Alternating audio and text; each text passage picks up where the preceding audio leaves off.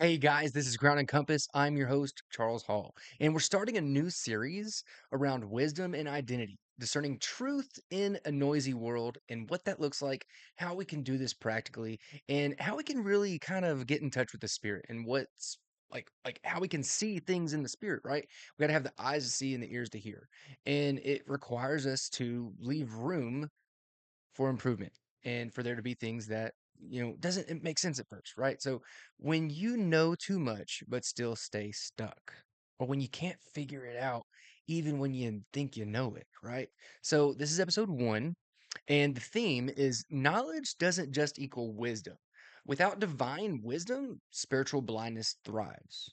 Okay. So we need something divine to make something wise, right? So the key verse we're going off of is out of the Bible, Hosea 4:6. My people are destroyed for lack of knowledge. Okay, so let's keep this in mind as we move forward. So, welcome. This is Crown and Compass, where we strip away performance and walk in wholeness. Today's episode isn't just about what you know, it's about why what you know hasn't changed you, right? Because knowledge without wisdom leads to destruction. You can be the smartest person in the room and still be led by fear, self sufficiency, and spiritual blindness, or just be ignorant and not have knowledge at all, right? So, this is the difference between knowing the word, right, and letting the word lead your life and letting it reveal God and who you are, your identity, right? Who God says you are. So, we're going to get into this, right? So, knowledge without wisdom is dangerous.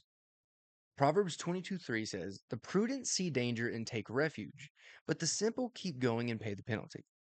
So we need to make sure we're not just being ignorant and stumbling into things. We need to make sure we're thinking about our actions and not being puffed up with ego and pride and making it about us and what we want to do. Because you know we have to realize it. If we actually pray the prayer, "Our Father in heaven, hallowed be your name. Thy kingdom come, thy will be done on earth as it is in heaven." It's his will, not our will. That doesn't mean we don't seek selfish things and what we want and desire and things that we need, or go after like things that we want to do. It means that we allow God to structure our life, and we prioritize things that the world says go for yourself, build yourself first. Well, Jesus said, if you want to keep your life, you will freely give it up. Those who keep their life will lose it, and then those who lose their life will keep it, right? So we have to make sure we're serving and giving and creating value and helping others, right? Because that's where true value is building identity, but also community, and not just about ourselves, right? Like even if you look at a business, right? A business can't thrive with just the leader. It needs people, right? Like you need people. People are the most valuable asset and resource, and it's about relationships, community, and network. It's just that simple. So knowledge is information, but wisdom is revelation applied. So if we have a hammer but we don't use it like a hammer, I mean that tool's useless. So we have to make sure that not just we know things, but we know how to use what we know. And it's used for the right purposes and the right things, because context matters. Right? Like if I'm going to explain to you who I am, like I can't just tell you my behaviors. I can't just tell you things I do. I have to tell you about me, what makes me me, right? Like my identity, my beliefs. You have to have intimacy. Intimacy is seeing into me. So if I can't see into you, there is no intimacy or building of relationship. So I can know about you, but I don't have context. I don't have context to understand you, right? So that means I need to grow in knowledge of you, right? Intimacy, to truly see and be wise in the application of not just the knowledge I know about you, but how to love you and use it properly to best serve, help, and love you. Right? And this operates back and forth. This is a give and take. It's a receiving and a giving, right? So that's wisdom being applied through the revelation of knowledge. So this is our relationships. It's how we see ourselves. It's our identity. You can use this in a lot of different ways. Okay, so we have to be able to leave room for there to be something expounded upon and built, right? So destruction Destruction doesn't come from ignorance alone. It comes from knowing truth, but refusing to align with it, right? So we have to make sure that we're not just being ignorant and standing alone and trying to justify our own means, right? Trying to make our own will be true, trying to do our own thing and not just aligning with truth, right? Not aligning with what's loving, right? So wisdom says, I see this trap and I'm not walking into it, right? Knowledge alone says, I know better, but I'm still going to choose it, right? So we can be ignorant and know things, but that doesn't mean we're always able to do what we know needs to be done, right? Like we can know we need to work out, right? We can know we need to eat healthier. We can know that we need to do certain things, but that doesn't mean we're always able to do just what we know needs to be done. We have to have wisdom that helps us do this. That could be discipline, that could be integrity, that could be values, it could be different characteristics, right? That have to be built through perseverance, endurance, and hope. They have to be built through long suffering. They have to be built through a sense of service, like purpose, right? They have to be built, right? So it's not just knowledge that makes things known, right? You have to have wisdom to know more, to use it better, to operate in it, and to actually understand what identity truly is, right?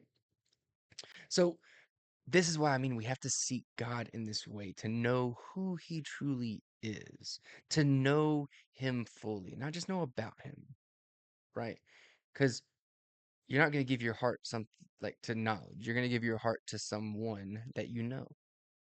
So, information without transformation leads to a repeating of cycles, right? You don't have a decision making problem. You have a wisdom deficiency, right? So, wisdom helps us make better decisions. But wisdom doesn't just come from knowledge. It comes from execution of knowledge and understanding of something. The truth you don't apply is the truth that won't protect you. So if we're not like applying things, right? Like we can have something that will protect us, but if we don't use it, it won't protect us. So how we use the tools we're given determines that tool, like if we have the right tools or not, or the right knowledge, or if we're operating in a right identity, right? So we can think a screwdriver is a hammer, but it's not, right?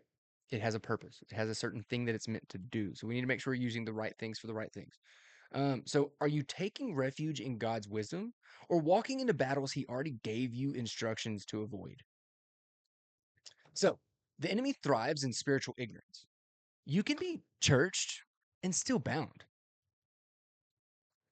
You can be all up in it and think that you're there on everything. You can think you have it all together. You can think that you know it all. You can think that you're able to just do it, right? But just because you were raised a certain way and you think you have all the information doesn't mean there's not deeper areas you need to go on specific things, right? Where sin abounds, grace abounds more. Okay. So when we're talking about Hosea 4:6, it wasn't just about intellectual knowledge. It's about spiritual awareness. It's about knowing more than just words and things on paper and mental knowledge about philosophy. It's psychology, it's emotional attachment, relationship, and intelligence of the emotions. It's about yourself, your identity, what makes you fully you. But we won't know any of that if we don't see God for who he is and we can't get past our own offenses. So the enemy manipulates the gaps in our discernment. So the areas where we're not connecting with God will be the most weak areas, which cause pain, suffering, sacrifice, and uncomfortability. But if we don't face those and go to God with it to give it to him in a loving, reverenceful way, then we'll be blind, right? Because how can we become aware of something that we're blind to, right? We need a revelation. We need light. We need something to expose it, right? It has to be exposed. So if you don't know what love is, you'll settle for abuse that looks familiar. So if you don't understand really what fully love is, you can be stuck in a codependent, toxic relationship, right? And you can think that it's amazing and wonderful and all of the best stuff, right? So we have to make sure we're accurately seeing love for what it truly is. So the Israelites wandered for 40 years, not because they lacked GPS, but because they lacked God positioned sight. So if we lack God positioned sight, how are we moving forward to do what's needed, right? Like how are we able to go in the right direction if we don't have the right sight and the vision to see where we're going, right? So where you lack wisdom, the enemy has leverage. We need to be wise in our ability to operate and do things, right? Like we need to be wise against the enemy's devices, right? Like strongholds, lies that we believe.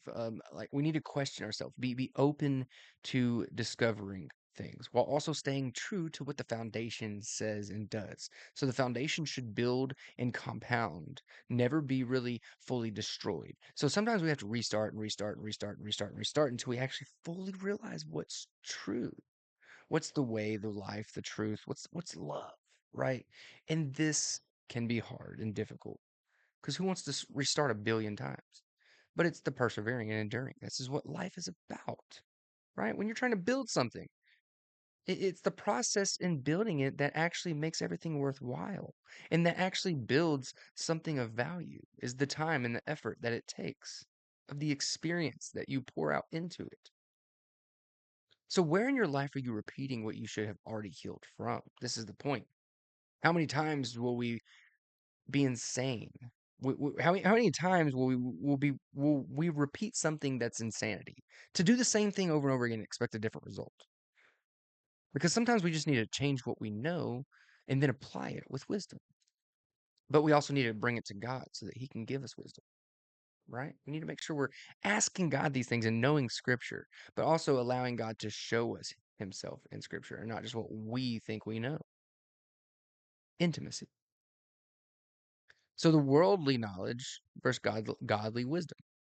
So worldly knowledge sounds right, but lacks discernment. It relies on intellect, self sufficiency, and hustle. It looks like control, but it leads to anxiety and a lot more. So God's wisdom, though, comes through surrender, not striving. Produces peace, clarity, and divine alignment. And then Proverbs 3 5 through 6 says it all. Trust in the Lord in all your ways. Lean not on your own understanding, and He will set your path straight. So, wisdom from God will ask you to trust what you don't understand, while the world asks you to understand what you don't trust. And this is something that's difficult. Like how do we do that? Like, why do we understand something we don't trust? Like, but we have to be able to trust it. So, God's asking you to trust what you don't understand because you don't understand that your subconscious is totally at ends with you. Your brain is meant to survive, right? Survival mode. It's meant to keep you comfortable and safe. And sometimes the maladaptive behaviors we have teach us that what's healthy and safe is not okay. It's we should be afraid of it, right? We should be scared because pain is bad. It's evil. It's mean. It hurts. So we have to ask ourselves, are you making decisions from logic or from spirit-led discernment? So relationships, lies, and false love. Most of us don't choose dysfunction. We accept it because it resembles love. And that's so true. When we lack true wisdom about love, we normalize bondage. We normalize staying stuck in a prison, in a jail cell, in comfort. So if I give more, they'll stay. That's manipulation, not love. I'm not enough. You were enough before you tried to earn it. And here's the thing, we have to make sure we're staying to the standard, right? We have to create these boundaries. We have to learn what healthy is and looks like. right? So that we can be more aware when we see it and also understand more of God. Because how are we ever going to understand something that we're never fully able to? But we have to be able to trust it to get there. So love is conditional as a lie, but not in the kingdom. Romans 5:8, there's nowhere you can go that you can escape God's love. He loves you. He made you in his image. So false love feels familiar, but wisdom knows the difference. So we have to be wise in growing in knowledge to apply what we know through experience and understanding. So where have you mistaken emotional addiction for authentic love? So wisdom requires humility. Proverbs 9 through 10 or 9:10. Fear of the Lord is the beginning of wisdom, and knowledge of the Holy One is understanding. We have to submit and be humble to that. James 1:5. If you lack wisdom, ask. So the steps in what this looks like is seek before you act. Don't just pray after the mistake, pray before the move.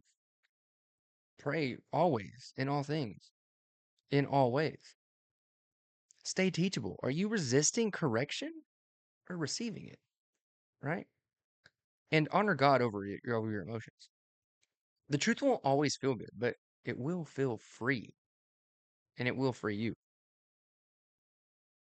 So God can't pour fresh wisdom into a heart that's already full of itself, right?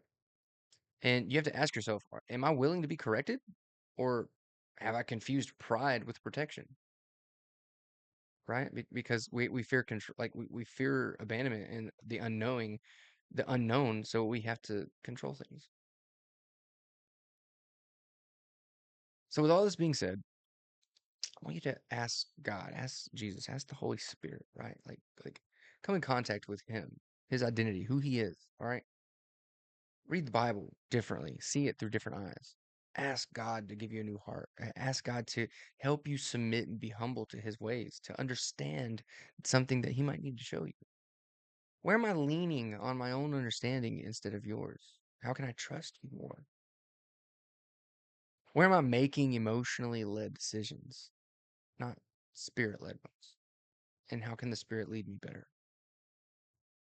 And I'll leave you with this. Wisdom will cost your ego, but it will give you peace. Real love doesn't manipulate. Real wisdom doesn't rush. And real healing doesn't repeat. So that's Crown and Compass. This was the first episode of our new series. If you loved it, enjoyed it, leave a like and comment in the comments. And let's get this out there. Let's share it to someone that might need it. And let's stay active in the community, you guys. I want to know what you think. I want to know how you feel. Let's get in here. And if this touched you and you heard it and you, just reach out. Spread it. Let's spread the love. This is Crown and Compass, and I'm Charlie Hall. Thank you.